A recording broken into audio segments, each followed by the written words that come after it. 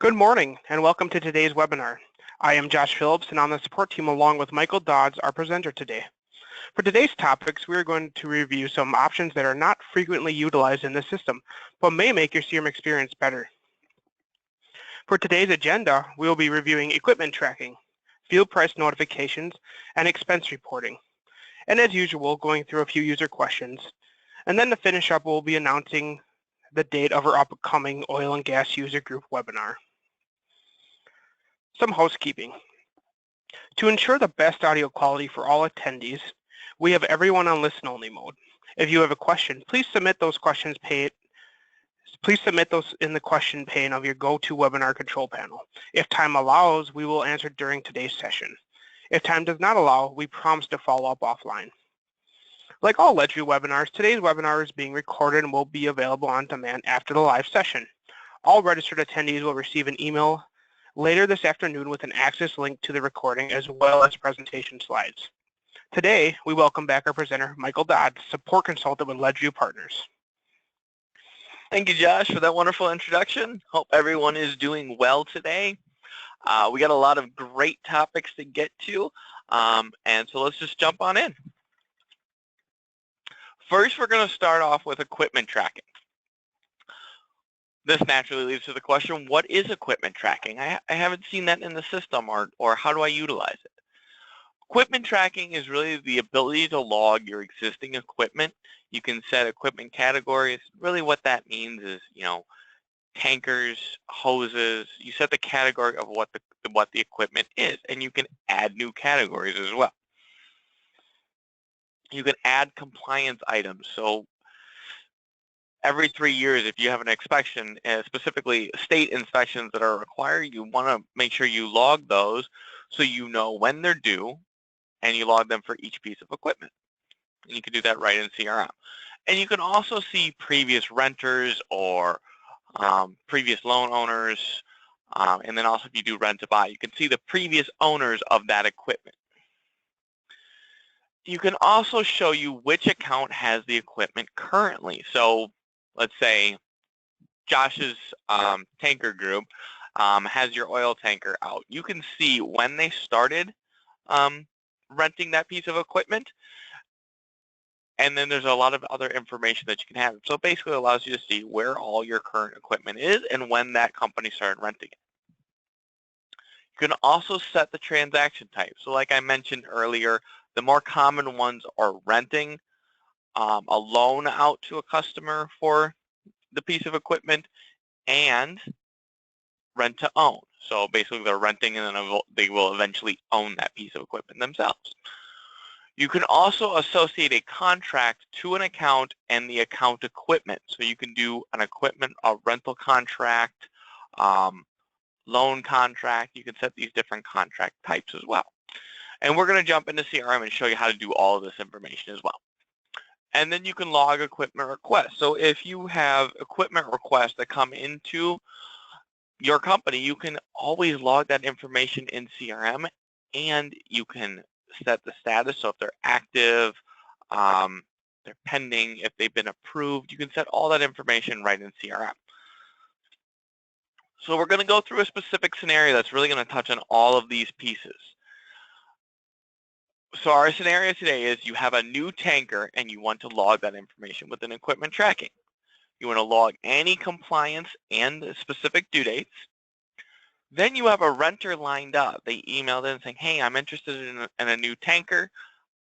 Log that equipment request, and then we're going to agree to the request or approve that request.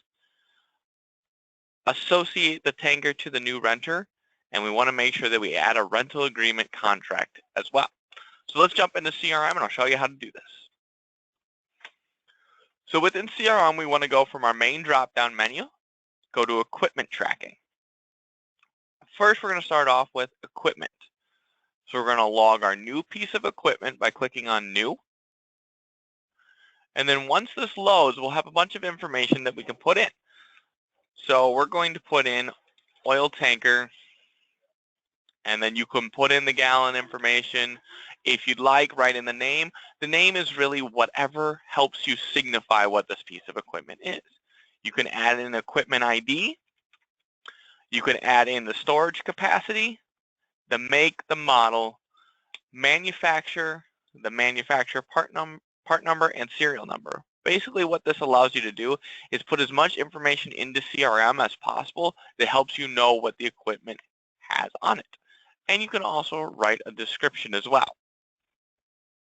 Once you've entered the information that you desire, and one thing I wanted to touch on is equipment category. We want to make sure that we hit that, because the two areas that are required is the name of the piece of equipment and the category it falls into.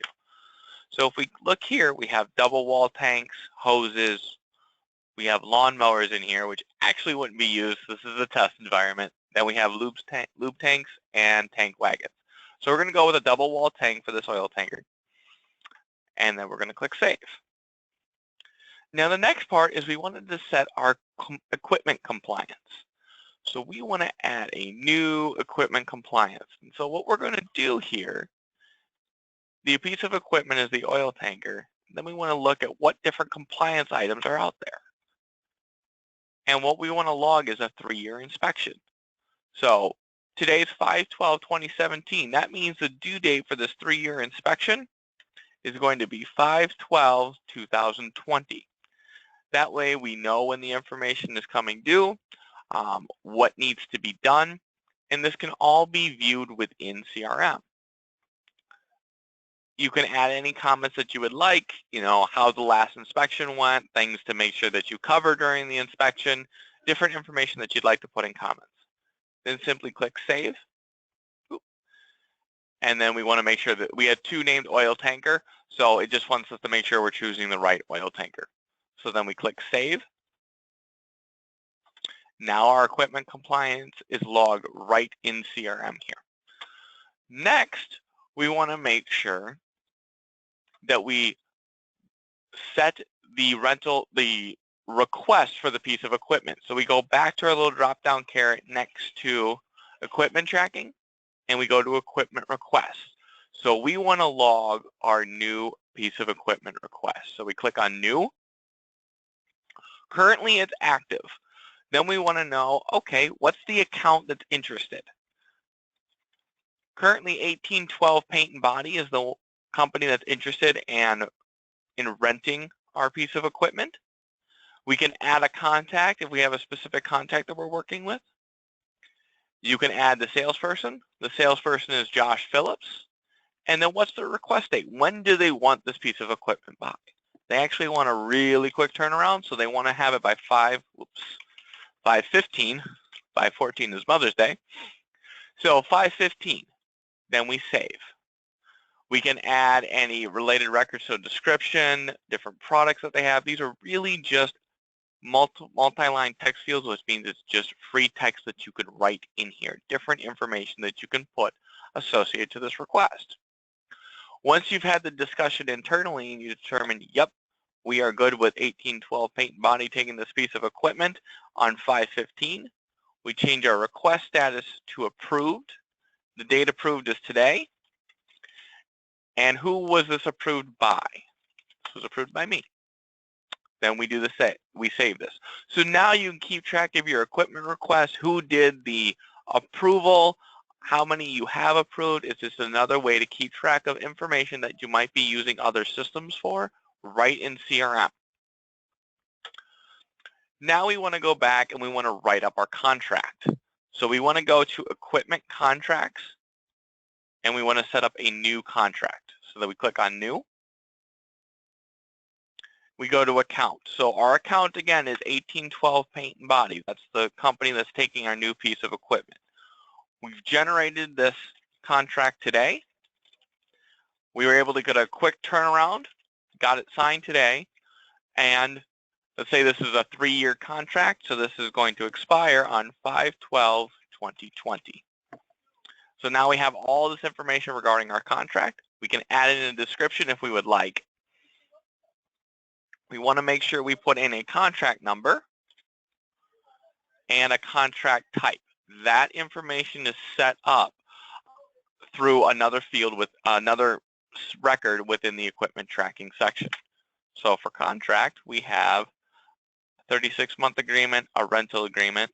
we're going to do this as a rental agreement because they're going to be renting our piece of equipment. Then we just click Save. Now you can add the account equipment right here if it's been set up. We don't have that account equipment quite set up yet, so that's what we want to do next. So now we've put in the piece of equipment. We've set up the compliance items for that piece of equipment. We've approved our request from 1812 Paint and Body. We've drawn up the contract. Now the last step is they're taking that piece of equipment. Let's associate that equipment to them. So we go right in here. We go to Account Equipment. We're going to do a new Account Equipment. And basically that means you're just making that association between the account and the piece of equipment. So our company is 1812 Paint and Body. We're doing the oil tanker with part number 5590, double wall tank. And our contract is the 5512 contract number for 1812 Paint and Body. And then you can add in the original value of that piece of that account equipment, so the original value when it was taken off the lot, and then the total cost of the equipment, total cost of the installation, and then total cost of any repairs that need to be done. So this is some information that you can put in here. And then any commitments that they're giving to you. So the annual commitment, how many units are they committing to give to you in a year? Do they have a preset total commitment? If they do, put that information in here. And this would be also in units. And then is there an upcharge per unit on purchases? You can put that information all right here. And then the rental information, when is the rent due? And what's their annual rent? So you can put that information right in the account equipment as well. So that's equipment tracking. Let's jump back into our PowerPoint presentation. For dashboards, there's 3 different dashboards that you can use within the system that give you some really great information to analyze about equipment tracking. There's dashboard 10A, 10B, and 10C. So for 10A, you can analyze the annual commitments for your sales force, and you can break that down further by rep and account.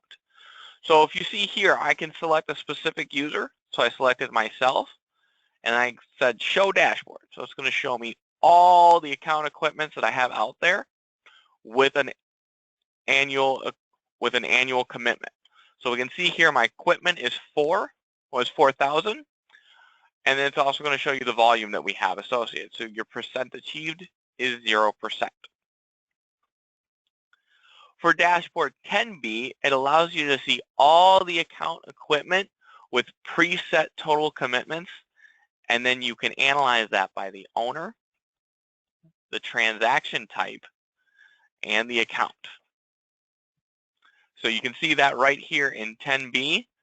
So it's going to show us all account equipments with a preset total commitment, 1,000. Again, just like 10A, but instead of looking at annual equipment, it's looking at a preset total equipment.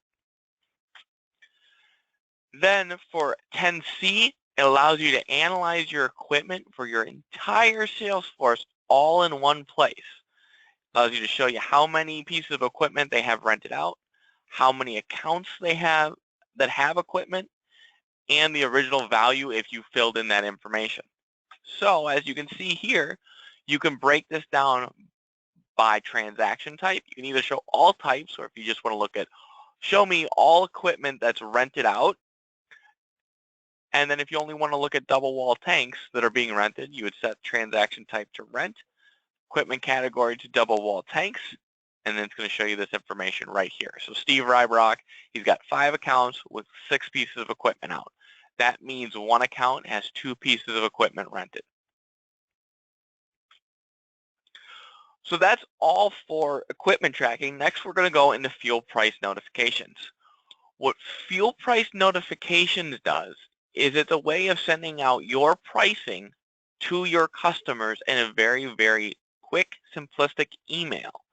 And you can bulk send that information out. So to start that off, you want to make sure that you choose the products to be included in the notifications. Now keep in mind, this doesn't look to the product section within CRM.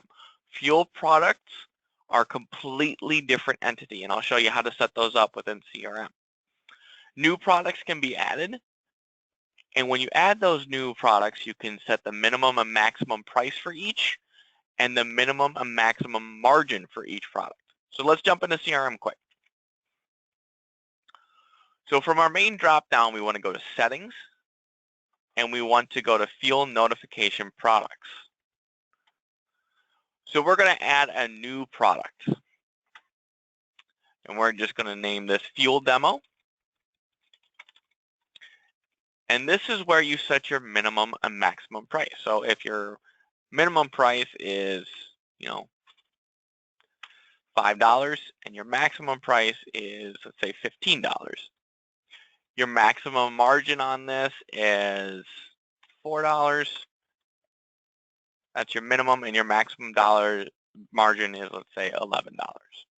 That way you're setting the minimum and maximum, so then if your pricing that you enter and the margins that you enter when I show you the next steps, if it falls outside of this, you'll get a warning message. So then you just click Save and Close, and now you have your new fuel notification products. So the next step is you want to choose the accounts and contacts that are going to be receiving these notifications. So to do this, you want to specify those accounts. So on the account, you set the send pricing email to yes. So there's a section called fuel pricing notifications. You want to set that to yes, and then the pricing email expiration date is actually really cool. So if you have a prospect customer that you want to send pricing notifications to, but you only want to send it to them for maybe, a month, because you want to get them to buy from you to keep getting this information, you can set an expiration date. Then when it hits that expiration date, it'll stop sending. You can also want to then add the fuel notification products that'll to be sent. So I'm going to jump into CRM and show you how to do that. Once you set that, however, you do want to jump into the contact for each contact associated to that account and simply set the send pricing email to yes. So let's jump into CRM. So we're going to go to 1812 Paint and Body. I want to pick on that company today, it seems like. So we just go into their account here. And then once this loads, we're going to go right down here to send pricing email. We have that already marked to yes, so that's perfect. Now we want to add our products. So we click Add. It's going to set our account automatically. And now you remember those fuel notification products that we just set up? They're now all listed right here. So we can add Fuel Demo, select our margin. So if we want to set our margin, let's say at 3, we save this, it's going to give me a nice little warning. Margin must be greater than 4. Okay, well, what if I put in 12 and I try to save? That's also going to give me, actually I set that a little bit higher. So once you have that, it's going to go ahead and save the information for you. And it's taking a little bit of time, so I'm just going to click the cancel button so we can move on with our demo. That's how you would set that information. So then once that's saved, it would appear right here. The next step in sending out your notifications is actually to just send the information. So to do this, we want to go to Sales, Fuel Product Pricing, and then we'll choose an email template. If you don't have an email template set up just for fuel product pricing, you can set that. You can set one up. Then you're going to set the price for each product. Remember that your minimum and maximum price warnings will appear if they're not within range, just like we did for the margins. Then you click Save and Send Notifications. Let's jump into CRM and I'll show you how to do that quick. So again, from Sales, we want to go to Fuel Product Pricing. We're going to click on New. And a lot of people send this once a day or even twice a day, depending on how often their pricing structure changes. So you would set your email template. You would set the price for each. So if I set my pricing for each different product that we have set up, and we'll just get some information in here quick, and then we click Save, you'll see it's going to give us some warnings. Okay, it must be greater than 2.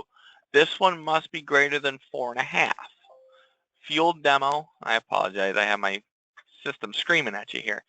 Fuel demo must be less than 15. Fleet fuel must be less than 2, and S&L must be less than 4. So if somebody comes in here and tries to send information out without knowing, then they're gonna get a warning for each one. So then we just want to make sure that we get this information set back in.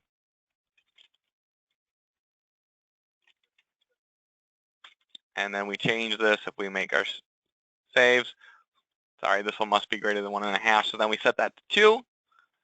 Save. Now we've met all our pricing standards. So we are now able to send this out. We have this set properly based on the configuration that we set up earlier. Then all you would do is click Send Notifications. When you click Send Notifications, it's going to change this information to yes. It's going to change the send date to today. And then when you refresh this, it will come back in and show this notification sent to yes. So that's how you send fuel product pricing notifications. Next, we're going to jump into expense reporting.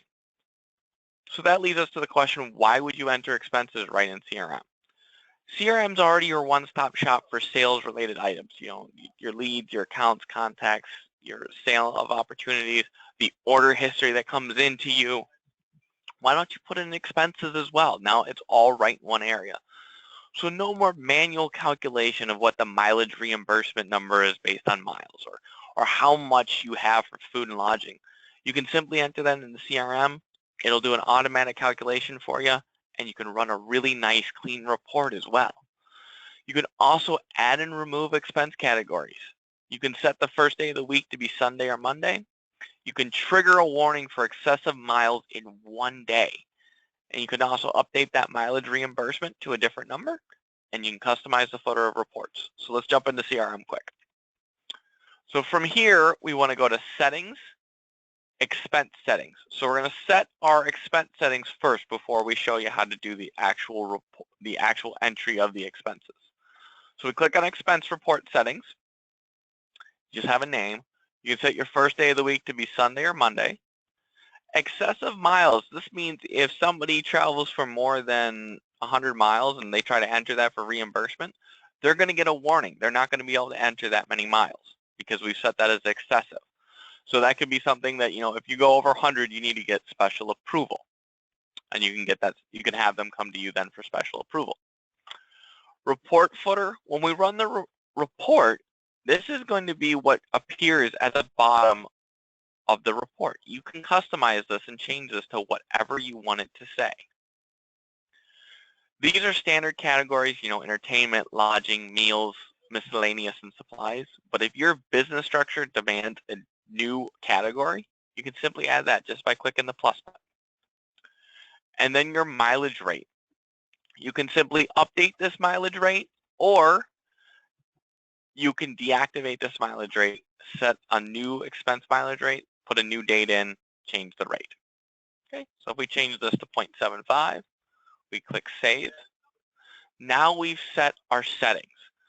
So now we want to make sure that we run and we do an actual scenario of adding expenses. So what we want to do is we want to add our expenses for last week. We're going to add a start and end mileage for Sunday through Saturday. We're going to add entertainment, lodging, food, supplies, and miscellaneous expenses for the week. Want to make sure that you add a description for each one. And then we're going to run a report. And I'm going to show you how easy that is. So let's jump into CRM. So from here, we want to jump into sales, and we want to go to weekly expenses. So I already have one for this week started. So if we jump into this week of 5/7, starting on 5/7, because that's the Sunday, we said it to start on Sunday. So we've already got some mileage total in here. So if our mileage starts at 150, and then we want to go to 255, watch what happens. Excessive miles have been entered. It's not going to allow you to enter that, so you need to go under that. So if we go to 245, now it's going to automatically total that as 95. And then you can do that for each day of the week. Then you can add your entertainment, so $100 for taking the client out. We had a one-night stay, so we have lodging. Supplies, maybe $25 needed to make copies. put that information in here. And then if we save, what's really cool is at the bottom, it's going to do an automatic calculation for us. It's going to add up all those miles, take that mileage total times our mileage expense that we have out there. And unfortunately, it looks like that didn't save. And then it's going to also calculate all our expenses for the week. So then once we have that saved, what we're going to do is jump back out to weekly expenses, and we're going to run a monthly report. You can run a weekly or a monthly. So we're going to click Run Monthly Expense Report for May of 2017. We're going to click Run Report. Based off of that week, because that's the only week in May that we have, it's going to generate this report. And then you're going to see here, it calculated out our mileage total at $95 and $560 of expenses, $655. Unfortunately, that one I needed to do a refresh on. That's why this report looks a little bit different. I just needed to do a quick refresh on that weekly expense report. But that's how you would, the weekly expense entry. This is the report, so it's gathering all that information after the refresh. So this is something then that you can simply print off. You can sign it, and then you get the approval signatures. So instead of putting in manual handwritten expense reports, you can print this right off from CRM. It's going to save you a ton of time. It's going to save your manager a ton of time as well. So that's all for our main topics today. Next, we're going to jump into some user-submitted questions. Our first question from a user is, how do I make a view so salesmen can see only their own approved equipment requests? Excellent question. There's a few different ways to go about this, but it's all going to stem from Advanced Find. So what you can do is you can go to Equipment Tracking and then go to the Equipment Requests and then set your view to the approved equipment request, then click Advanced Find. Or you can simply, from wherever you are, just click on Advanced Find, set your Look For to Equipment Requests, and then use Save View to Approved Equipment Requests. The reason why we're doing that is because this has all our filtering set. We just need to add one filtering category to it. So then you're going to want to hit Details and add Owner equals Current User. Then they're going to see all the approved equipment requests that equal where they are the owner. Now keep in mind, this will be a personal view for them. If you want a system view for this would be an enhancement that we at Ledgeview Partners would be happy to submit up to our product team. So then I recommend saving this as a new view, clicking on the Save Views button right here, check mark that new view, click on Share, and then add each person to share that view that you want to share with. And then remember, you have to put in those different security settings. I would check mark every single one except for Assign and Delete. If you want a refresher on how to share personal views, we do have some previous webinars that does cover that. Or of course, our friendly CRM support team would be happy to help you. Our next question is, how do I show tasks and other activities that have been completed by salespeople in the last 30 days? Excellent question. I recommend utilizing Advanced Find. Create a new filter query. So we're going to look for activities. We're going to set our owner to either equal current user, equal specific person. So if you're setting this for users to see their own, do equals current user. If you want to set it for you to be able to see a specific person, set it to that specific person. Or if you want to see everyone, don't even put an owner filter in. Set your actual end to be last X days, where it's 30 days, and set your status, so activity status, to equal completed. Now keep in mind with appointments, when you set an appointment, it goes to scheduled. You want to make sure that you actually complete that appointment after you've had it, and then you can see it. If you don't do that, you can include scheduled, but that may or may not have happened yet. So please keep that in mind. Then add the specific columns that you'd like to see. Save the view. Our last question for today is, how can I reassign all records from one user to another? Excellent questions. Happens all the time when a user's left the company and you need to reassign the records. Navigate to Settings, Security, and then Users. you can open that specific user's record and click on Reassign Records. This is something that we can also help with here at CRM Support. This will reassign all the records, including any inactive records. So keep that in mind. If there's any inactive records that you historically want to keep with the previous owner, this would not be a good way to go. Now, if you're splitting the records owned by one user and you're sending them to 2 or more users, you want to use Advanced Find, and specifically, you want to set that Advanced Find with filtering criteria based on why you're reassigning. So if there's a specific type of account, industry that you're reassigning, you can set your Advanced Find filtering to be, okay, if industry equals these specific ones, then do a results, check mark all the records and reassign them to the specific user, then doing a new Advanced Find for the other industries. Thank you, Michael, for the great content, and a big thank you to all the users who submitted questions. Please know that Ledgeview is always here to help users in whatever way we can. Please continue to ask your oil and gas related questions to help make these webinars successful. Our next oil and gas webinar will be July 11, 2017, and our topic for that webinar will be Dynamics 365 navigation and sales process, including fallback for opportunities. On behalf of myself, Michael, and all of us at Ledgeview, we thank you for taking the time to attend our oil and gas user webinar today. We look forward to seeing you in the next webinar. Have a great day.